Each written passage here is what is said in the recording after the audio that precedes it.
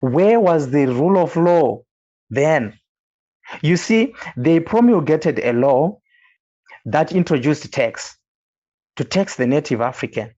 It was legal in its illegality to tax an African. But according to the laws of the colonial person, it was a legal thing to do. And for an African not to pay that tax was illegal. But was it really illegal not to pay the tax in your own land? Paying to a foreign person for that matter. These are the things that when lawyers talk, they don't interrogate. What are they learning in their law school? The poll tax, for instance, I can talk about the poll tax. Poll tax, POLL. It was simply a tax that you paid for merely growing up. So by virtue of just turning 21 years and being African, you were supposed to pay tax to the colonialist for merely growing up. Imagine, is that justice? Where are the human rights? Where is the United Nations then? Where are these so-called activists that talk about the preservation of the right of the African or any human being for that matter? I can really make a comparison of those type of taxes to the origin of these people, where they are coming from, because now I'm thinking that maybe, for example, the French, they talked of their assimilation policy, where English were talking of the association policy, something like that, which means that yesterday I interviewed a professor from Tennessee, where we talked a lot about the role of women in African liberation, in the liberation of the stronghold in Guinea-Bissau. So there we talked about some other issues, where he was saying that when he was growing up in Senegal, he was told that his ancestors were French, that he was coming from French, from France. So of course, this is a part of the French idea of how they see the world. That is fine. Yes. I even accept it like that. Now, it means that if I am a French person, I'm a French, my ancestors are French, it means that you should treat me like you treat the French people. Exactly. So if that is the case, if an African is being tasked for growing up, are the European also be tasked for growing up? Because now you are telling me that all of us are equal. That is why you are in my land, no? If that is not the case, why are you in my land? Are you crazy? Like, you are telling me that I am like you. You are not treating me like you. Is something wrong with you? So why are we not asking those questions? If I am French, are you treating me like a French citizen? If you are not treating me like a French citizen, am I really a French? So we should ask, I think the question should be very, very simple to ask. It's quite clear.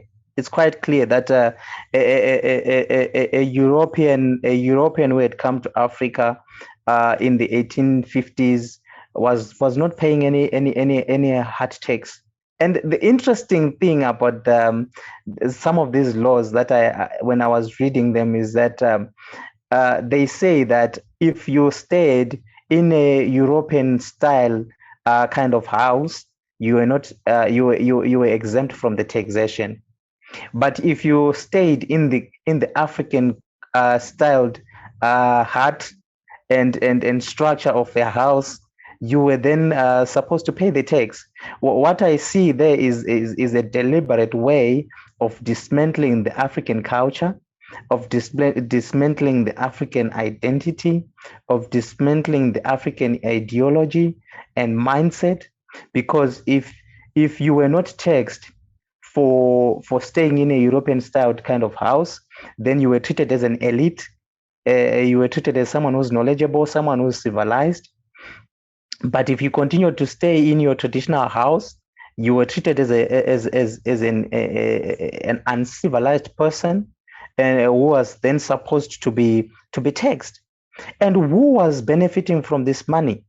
Remember, the First World War, the Second World War, Britain got involved in the Second World War and incurred debts that had to do with those wars. So the money that was being collected in Africa from oppressing the natives is the money that was given back, was taken back to Europe, to Britain, to build Britain. It is the same money that was used to pay the taxes and the debts of Britain. So British civilization is built on the oppression, the blood, the suffering of the African native. That's exactly what it is.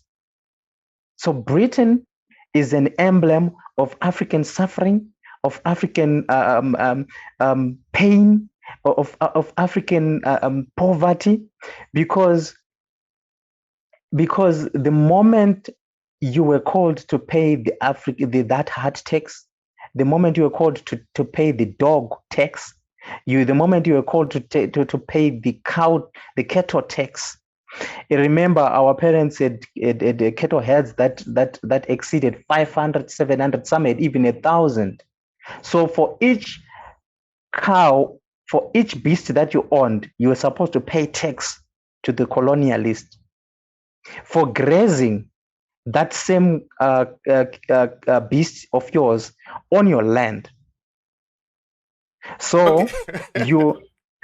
Now, I have a question for you, Dr. Lesley. No, we are there. What we do in this podcast, in this chat, actually, is that we just reflect, we think, no, we share idea.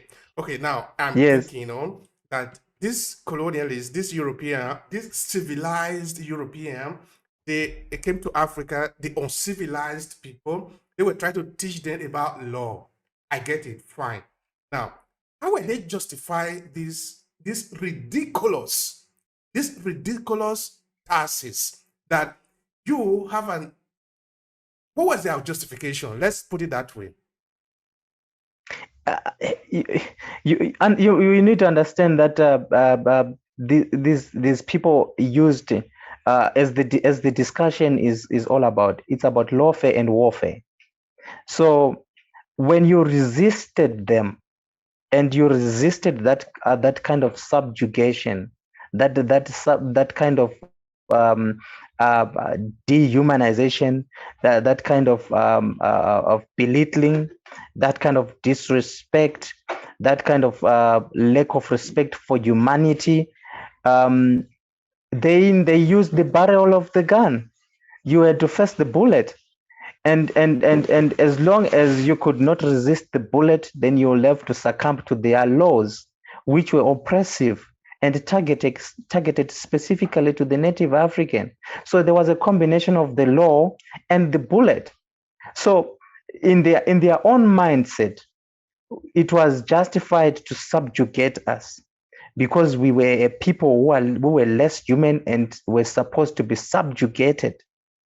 And that's the mentality that they have. You see, that's the mentality that they continue to embrace.